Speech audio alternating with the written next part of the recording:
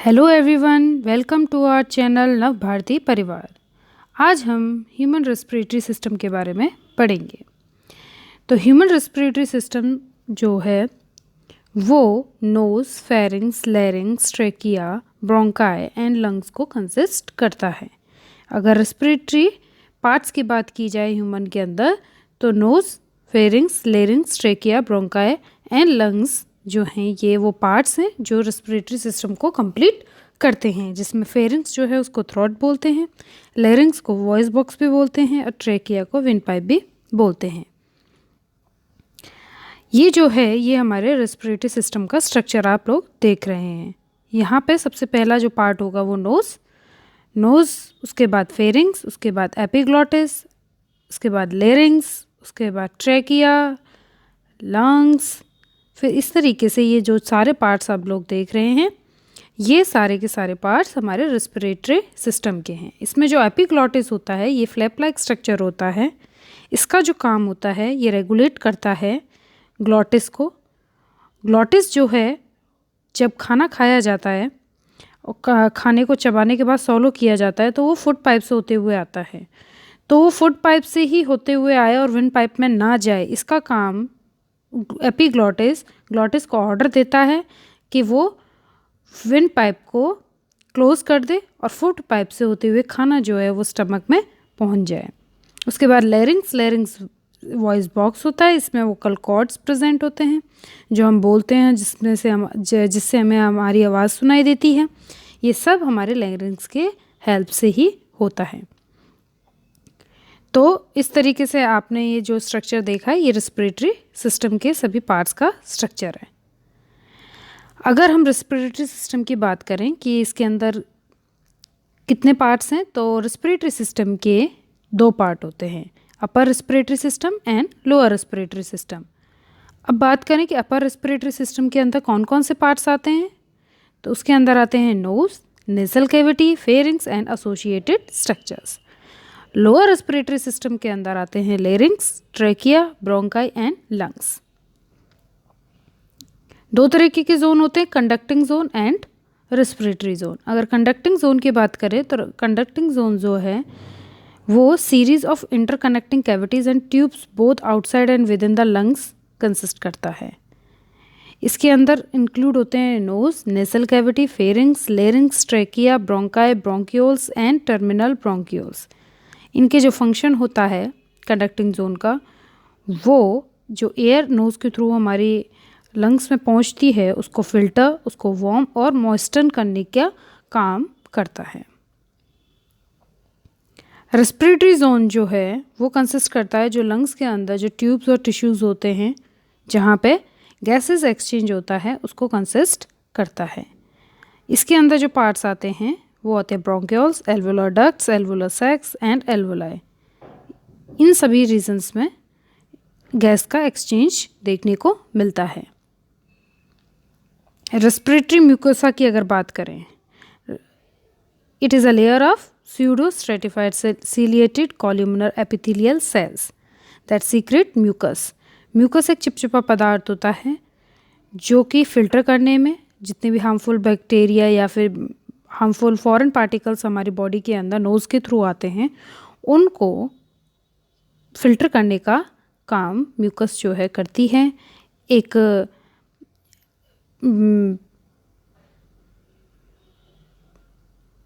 Mucus जो है वो कंटामिनेंट्स को ट्रैप करने का काम करती है।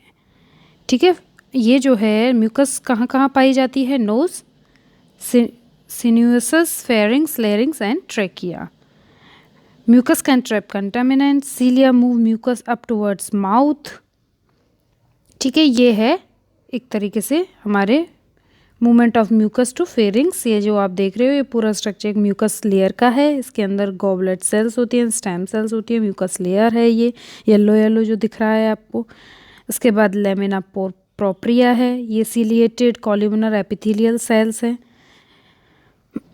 Nose, it provides an entrance for air in which air is filtered by hairs inside the nostril. हमारे नोज़ के अंदर जो नोस्ट्रल्स होते हैं उसमें स्मॉल हेयर होते हैं, इसीलिए ये जो होते हैं इनका काम होता है जो हमारी एयर जो हमारे नोज़ के थ्रू एंटर कर रही है उसको फिल्टर करने का काम करते हैं। It has two portion, the external and the internal.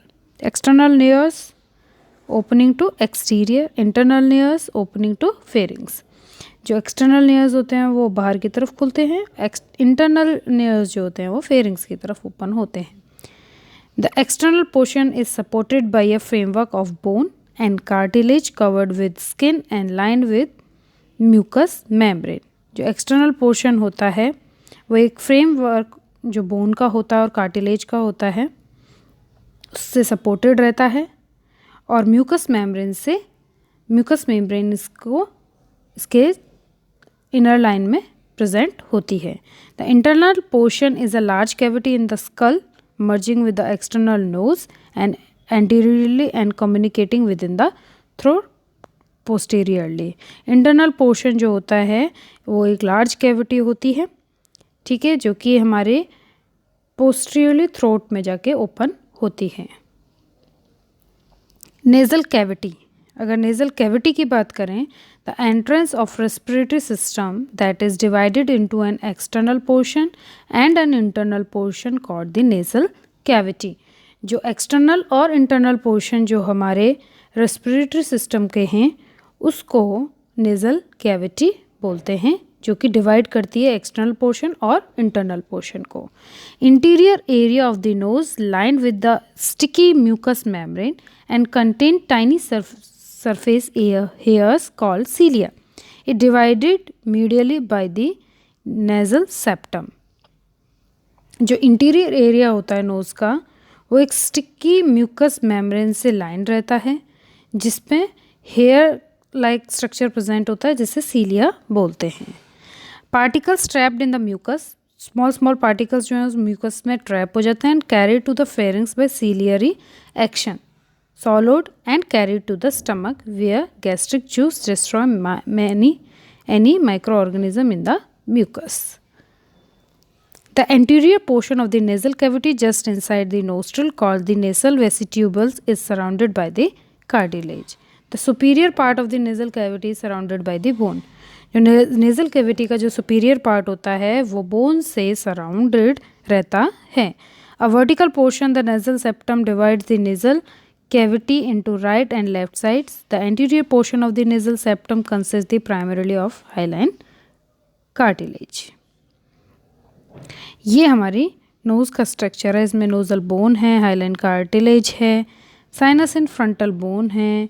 इसमें देखो inferior nasal, middle nasal concha, superior nasal concha, इस तरीके से ये स्ट्रक्चर आप लोग इसमें देख पा रहे हैं। Opening of auditory tube, posterior nares, nasopharyngeal tonsil, nasopharynx, इस तरीके से ये स्ट्रक्चर जो है वो नोज़ का है। ये कार्टिलेजियस फ्रेमवर्क है जो नोज़ का मैं बता रही थी, जो इसमें बोन और ये बोन का है, इसमें कार्टिलेज का भी है। इस तरीके से ये नोज़ को सपोर्ट देने का काम करते हैं।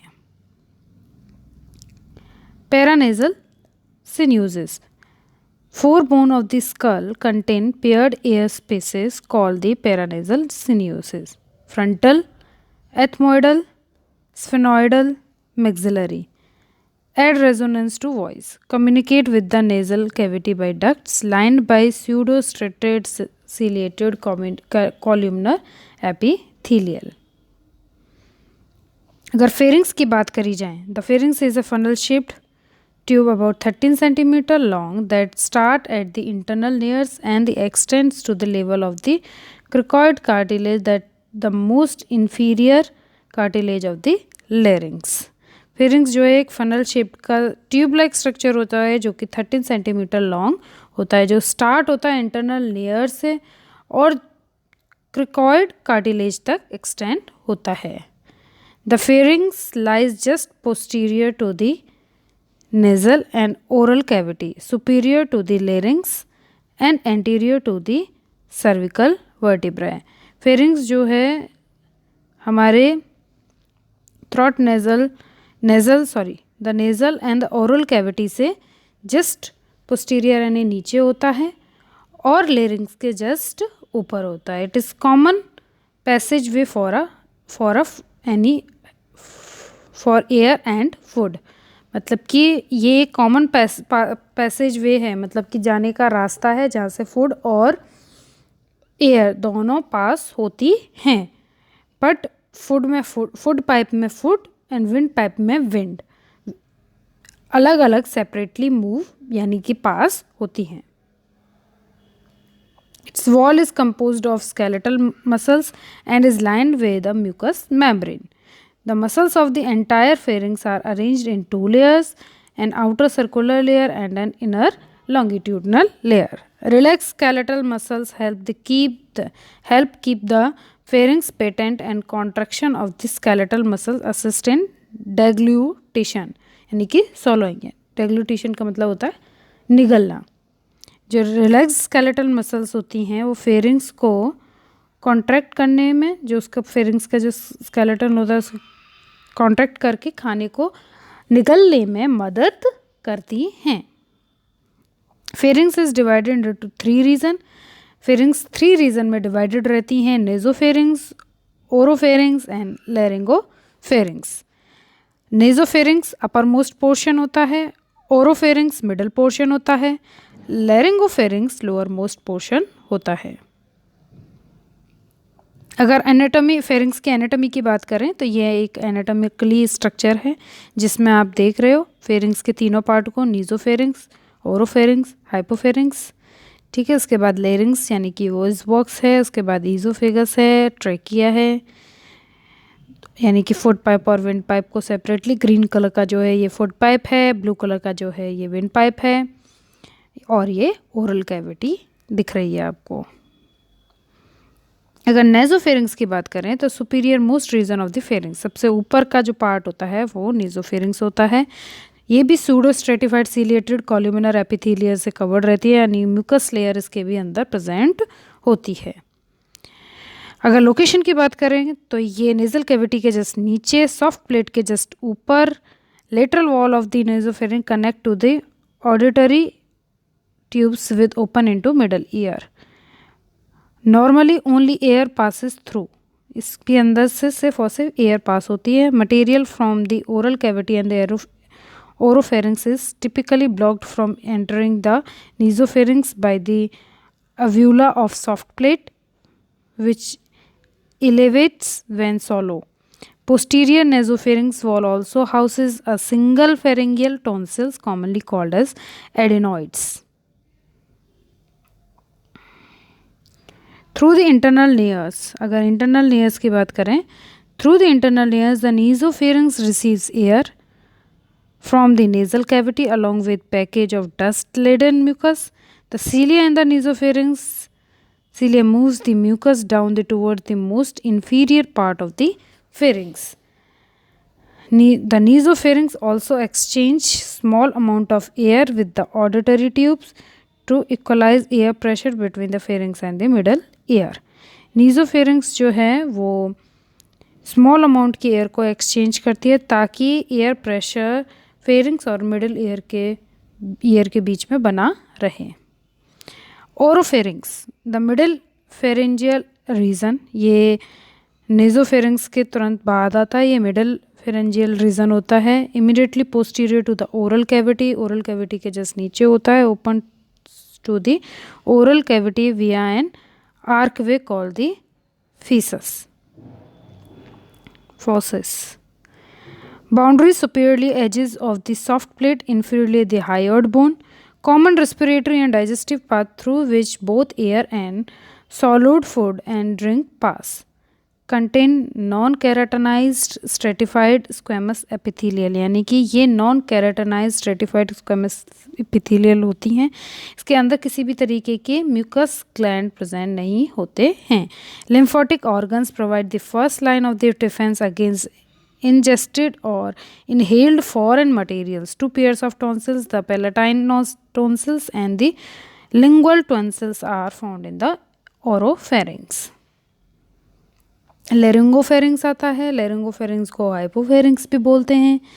inferior narrowed region of the pharynx, boundaries superiorly hyoid bone, inferior and it opens into the esophagus यानी कि फूड पाइप में, posteriorly and the larynx voice box anteriorly. lined with a non-keratinized stratified squamous epithelium permits passage of both food and air. ये है laryngopharynx इधर, blue nasopharynx, green oropharynx, purple hypopharynx और orange larynx. Lower respiratory tract की बात करें तो it include conducting airway and respiratory portion composed of trachea, bronchial tree, lungs, alveolus and alveoli. Alveoli is the functional unit of the lung conducting airway, pharynx, trachea, bronchi, terminal bronchioles. Respiratory portion of the respiratory system यानी कि respiratory bronchioles, alveolar ducts and the alveoli. Larynx or voice box is a short cylindrical airway ends in the trachea. It is about 5 cm long. Boundaries superior it attaches to hyoid bones and opens into the laryngopharynx. Inferiorly trachea, posteriorly esophagus. Position it lies in the middle line of the neck, anterior to the esophagus and the fourth through 6 cervical vertebrae. C4, C6. It conduct air into lower respiratory duct, produce sounds. इसमें sounds produce होते हैं, ये air को lower respiratory duct तक पहुंचाने का काम करता है. It is composed of a framework of 9 pieces of cartilage, 3 individual pieces and 3 cartilage pair. इसके फ्रेमवर्क में 9 पीसेज होते हैं, 3 इंडिविजुअल होते हैं और 3 पेयर कार्टिलेजेस होते हैं that are held in place by ligament and muscles. Except for the epiglottis all laryngeal cartilages are hyaline cartilage.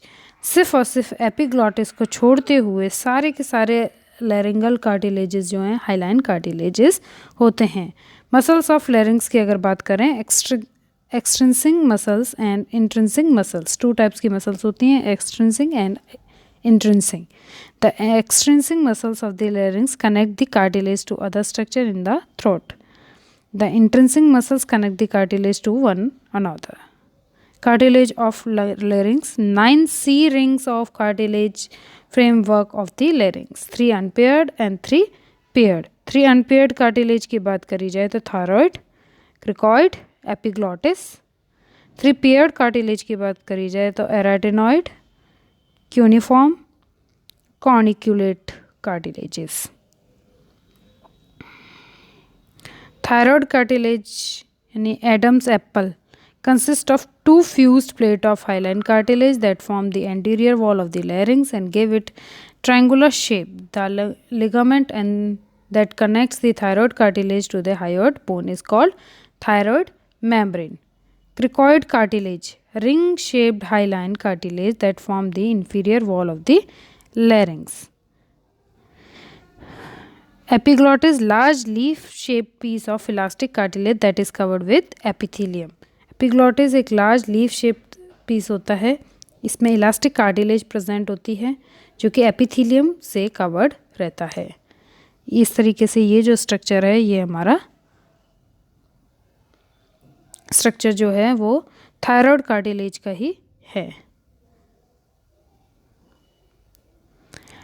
एरिटेनॉइड cartilage की बात करें, are triangular pieces of mostly hyaline cartilage located at the posterior superior border of the cricoid cartilage. They form synovial joint with the cricoid cartilage and have a wide range of mobility. Cuneiform cartilage की बात करें तो club shaped elastic cartilage होते हैं anterior to the corniculate cartilages. Vocal folds को support करते हैं. Lateral aspects of the epiglottis. Corniculate cartilage horn shaped pieces होते हैं इलास्टिक कार्टिलेज के. एरिटेनॉइड कार्टिलेजेस के जस्ट टॉप पर ये प्रेजेंट होते हैं. Epithelium of larynx. The lining of the larynx superior to the vocal fold is non-keratinized, stratified squamous epithelium. The lining of the larynx inferior to the vocal fold is pseudo-stratified ciliated columnar epithelium consisting of ciliated columnar cells, goblet cells and basal cells. The mucus produced by the goblet cell help to trap dust which is not removed in the upper passage.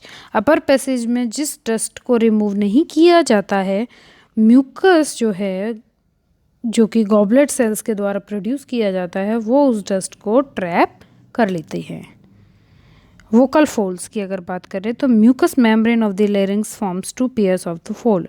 Superior pairs call the ventricular folds, false vocal cords, and an inferior pairs called the focal folds, true vocal cords. The space between the ventricular fold is known as the rima vestibuli. Vocal folds. These are the vocal folds. Vocal cords contain elastic fibers. Vocal cords के अंदर elastic fibers होते हैं, and are responsible for the vocal sound. यही elastic fibres जो हैं वो responsible होते हैं वोकल साउंड्स के लिए, which are created when air is forced between these folds. जब इन फोल्ड्स के बीच में एयर जब प्रेशर देती है या फिर एक तरीके से फोर्स प्रोड्यूस करती है, तब जो है इन्हीं फोल्ड्स के हेल्प से वोकल साउंड जो है वो रिलीज़ होता है, कॉजिंग दैम टू वाइब्रेट करते हैं from side to side vibrate करते हैं। This action generate sound waves, और यही एक्शन जो है वो साउंड वेव्स को प्रोड्यूस करता है, which can be formed into words by changing the shape of the pharynx and oral cavity and by using tongue and lips. अगर glottis की बात करें, glottis A triangular slit opening containing between two vocal cords. It closer helps to prevent food or liquid from the entering the trachea. जैसा मैंने आपको बताया था, epiglottis glottis को ऑर्डर देता है कि वो विंड पाइप को क्लोज कर दे जब खाना उसके अंदर फूड पाइप के अंदर सॉलो किया जाता है, ताकि विंड पाइप के अंदर खाना एंटर ना हो पाए। इसलिए ये जो है प्रिवेंशन का काम ग्लॉटिस करता है। Blood supply of larynx. Blood is supplied to the larynx by the superior and inferior laryngeal and arteries and drained by the thyroid vein which join the internal jugular vein. Nerve supply of larynx. The parasympathetic nerve supply is from the superior laryngeal and recurrent laryngeal nerves, which are branches of the vagus nerves, and the sympathetic nerves are from the superior cervical ganglia, one on each side. Epiglottis. The epiglottis is a large leaf-shaped piece of elastic cartilage that is covered with epithelium. जो epiglottis होता है ये large leaf shaped piece होता है elastic cartilage का, जो कि epithelium से covered रहता है. The stem of epiglottis is tapered inferior portion that is attached to the anterior rim of the thyroid cartilage and hyoid bone.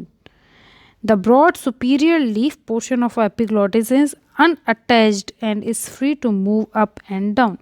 जो इसका leaf like portion होता है epiglottis का, ये unattached रहता है, ये free रहता है move up and down like a trapdoor.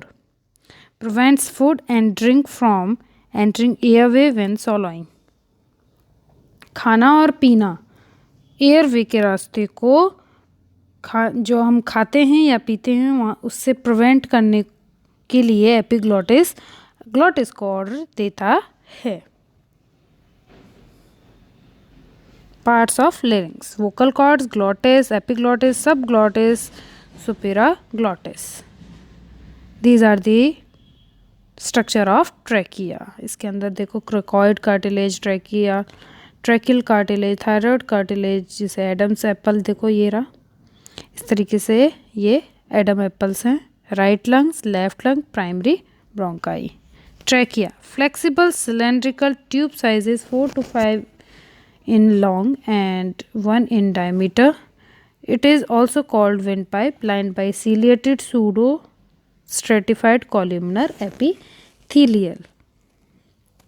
Extend through the mediastinum and lies anterior to the esophagus and inferior to the larynx. Anterior and lateral wall of the trachea supported by 15 to 20 C-shaped tracheal cartilage. Cartilage provide rigidity to the tracheal wall. मतलब cartilage जो है वो एक rigidity देती है tracheal wall को. Posterior part of tube lined by trachea lies, muscles. Layer of trachea: innermost layer mucosa, pseudostratified columnar with cilia and goblet cells. Outer layer submucosa, loose connective tissue and mucous glands. At the level of sternal angle, the trachea divides into two smaller tubes called the right and the left primary bronchi. Each primary bronchus projects laterally towards each lungs. The inferior tracheal cartilage separates the primary bronchi and forms an internal ridge called the cricnia. Anatomy of the trachea: अगर trachea की anatomy की बात करें तो ये upper part larynx, ये जो plate like structure जो दिख रहे हैं ये ट्रैकिया, ये ट्रैकिया कार्टिलेजेस हैं. Location of carina, internal ridge है ये. Root of the left lung, root of the right lung. Primary bronchi, secondary bronchi, ये lung tissue.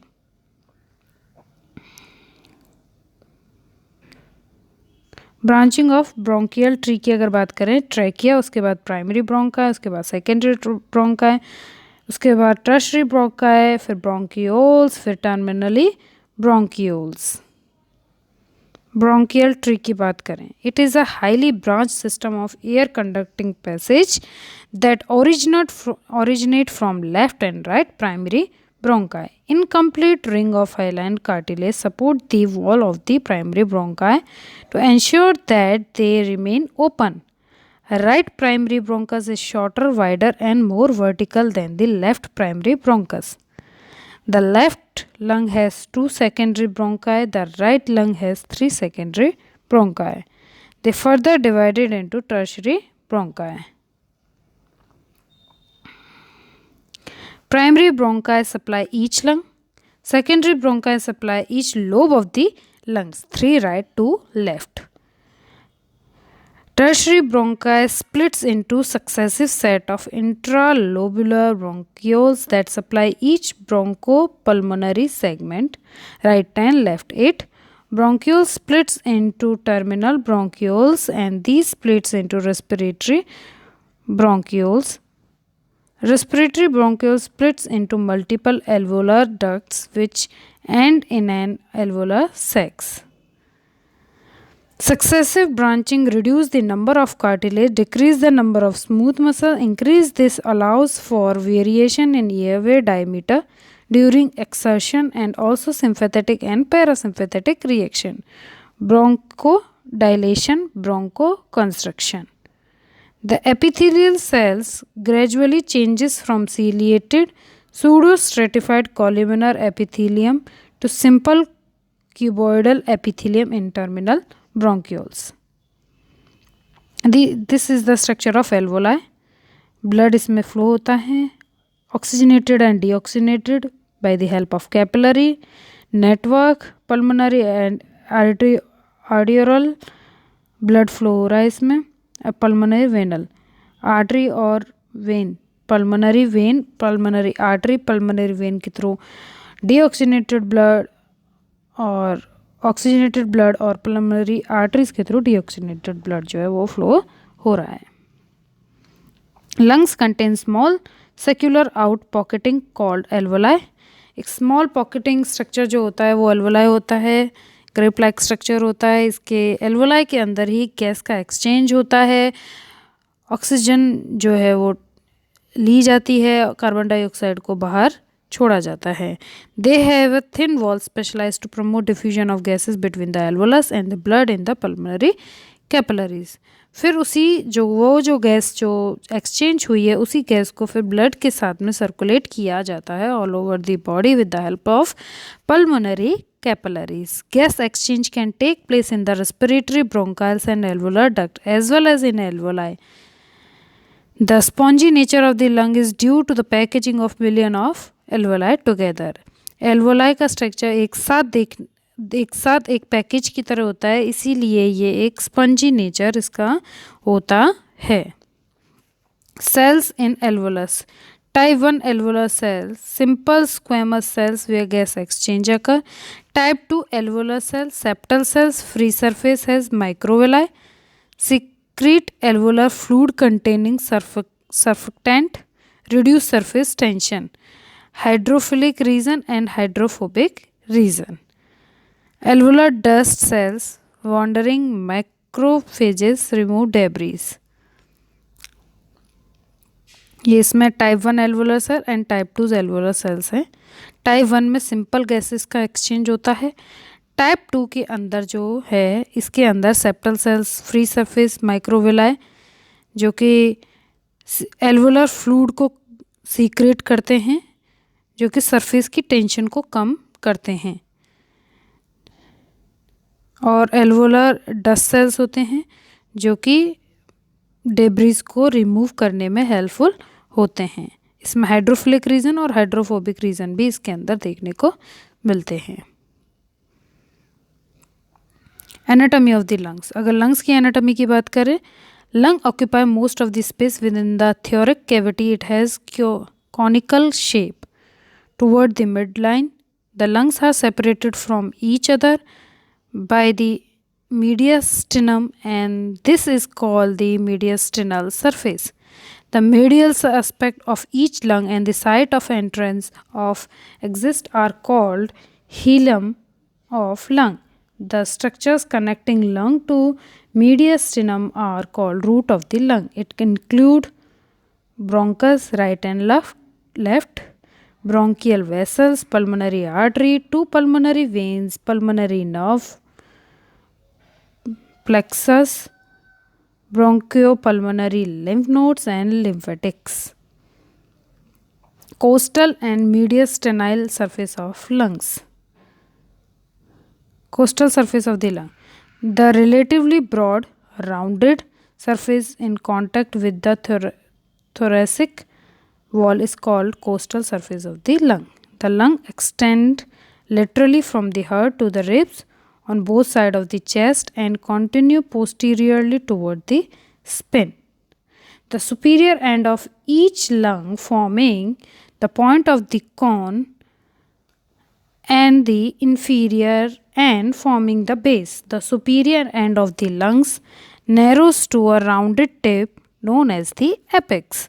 The apex projects superiorly to a point that is slightly superior and posterior to the clavicle.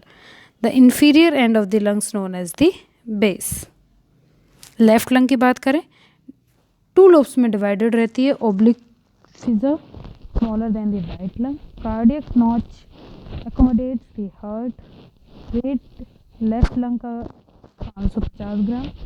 Right lung divided into 3 lobes by oblique and horizontal fissure located more superiorly in the body due to liver on right side. Weight 600 gram.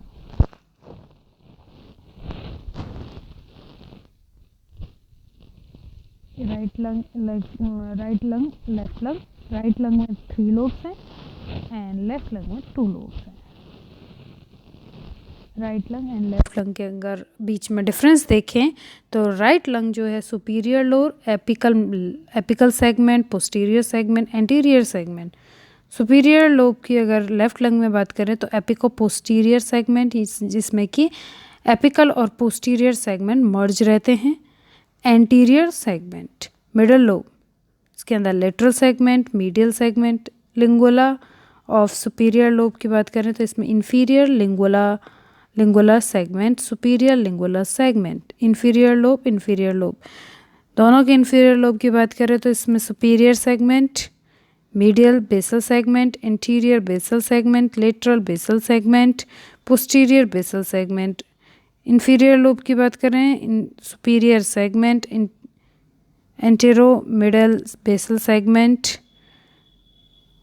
Posterior basal segment, lateral basal segment. Pleura and pleural cavity.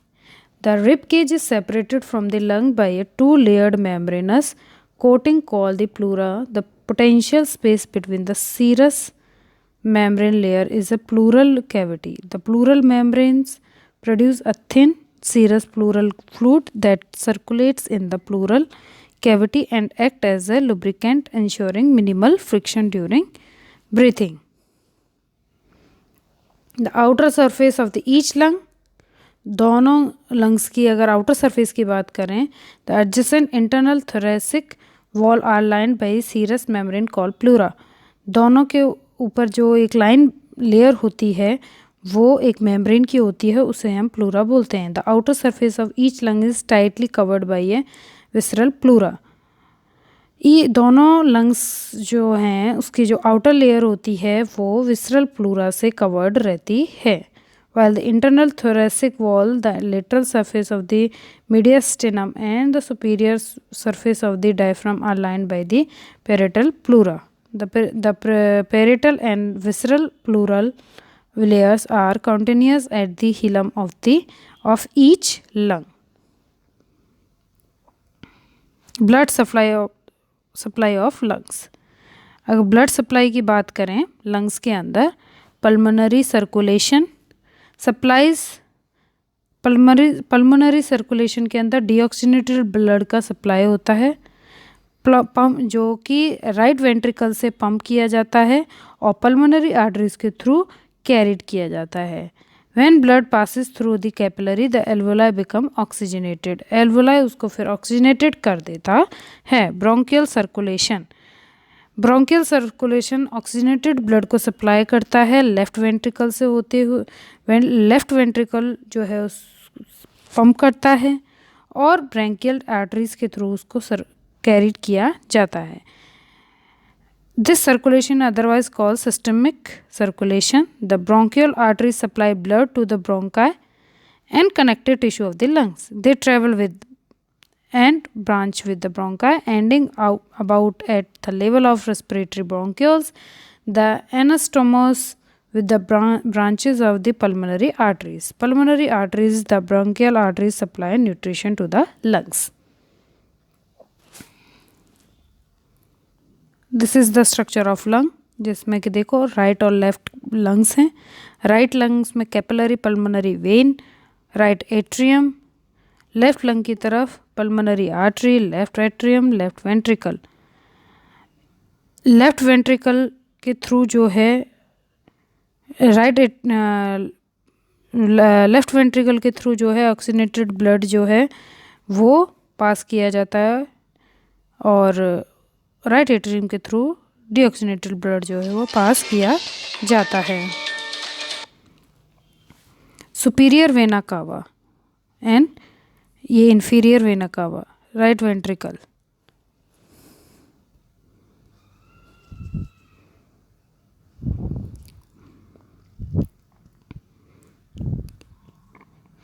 तो इसी के साथ ये chapter जो है हमारा complete होता है। Thank you.